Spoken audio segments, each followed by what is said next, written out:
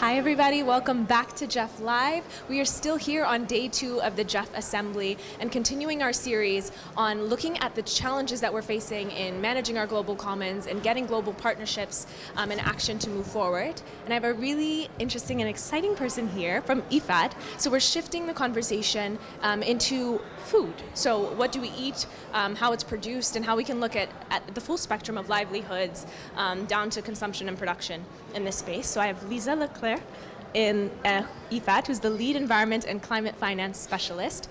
Can you tell us a little bit more about the work that you do and the work that IFAD does? Sure. IFAD is a UN specialized agency and also an international financial institution that provides resources to primarily smallholder farmers to address the number of issues and challenges that they face, including environmental challenges. So you're here at the GEF Assembly, and you've had a long partnership with GEF around enhancing the work that you do with smallholder farmers. Could you tell us a bit about what is your message this year at the GEF Assembly? The key things that I'm hearing from the discussions are a need to shift towards more sustainable food production systems worldwide, including things like reducing the amount of waste. About 30 to 40% of food that's produced is wasted, and it creates greenhouse gas emissions, and it challenges our ability to feed the world population. So when we're talking about that particular issue of food waste, who bears the responsibility in taking a stance? I hear a lot about engaging the private sector in how they are kind of contributing to this. Then there's this consumer approach, and how do we better use, purchase, and take care of the food waste that we're creating? Who do you think are the key players and stakeholders in this conversation? It's a very good question, and it varies depending on where you are in the world. In developing countries, the waste tends to be more in the production, in the value chain, the producing of the food, the transforming of the food into products, not having appropriate storage for food, for example, not having markets to sell food that's produced and then it goes to waste. In the developed world, it has to do with the consumer. Who purchases food, throws it away, goes to landfills, creates methane emissions, greenhouse gas emissions. So the consumers in developed countries have a lot to do with this food waste as well.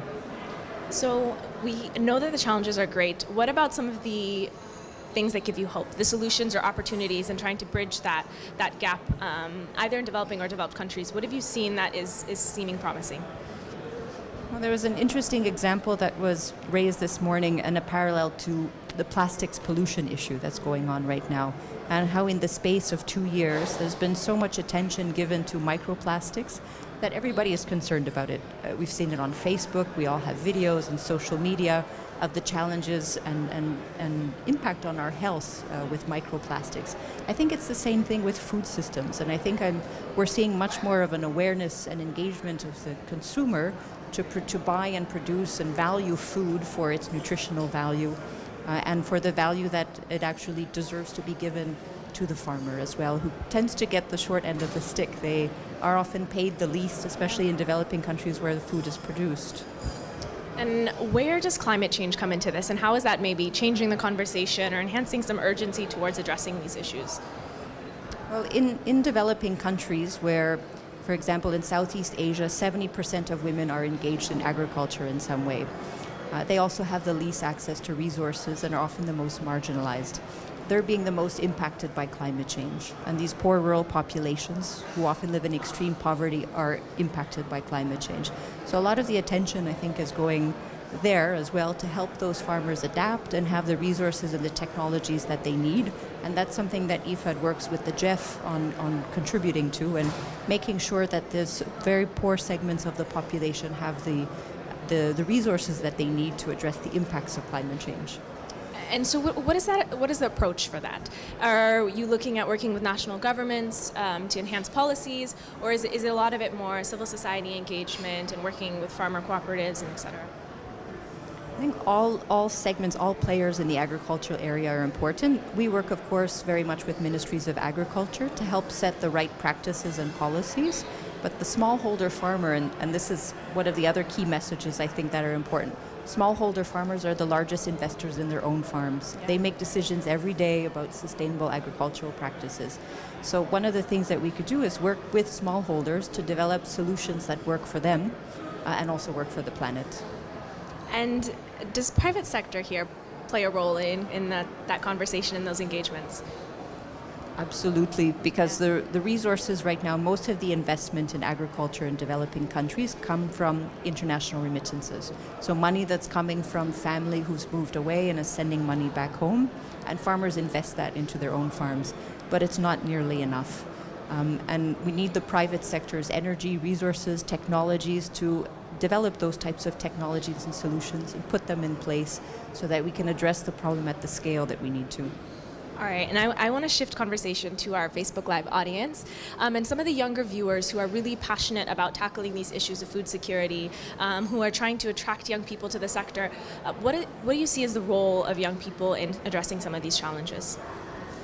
Well, I think it's particularly exciting, especially with the young generation who's much more aware about environmental issues than they were in the past, and certainly I was when I was younger.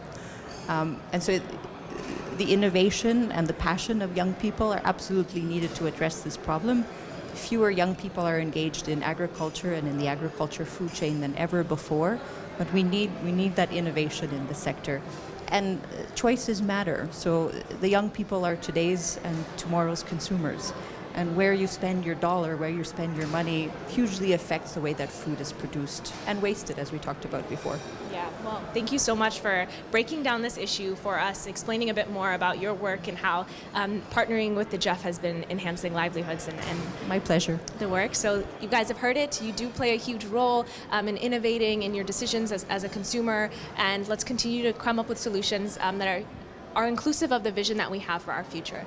Thank you for watching. Keep connecting with us and using the hashtag GEFLive and watching on the Connect for Climate Facebook page. Thank you.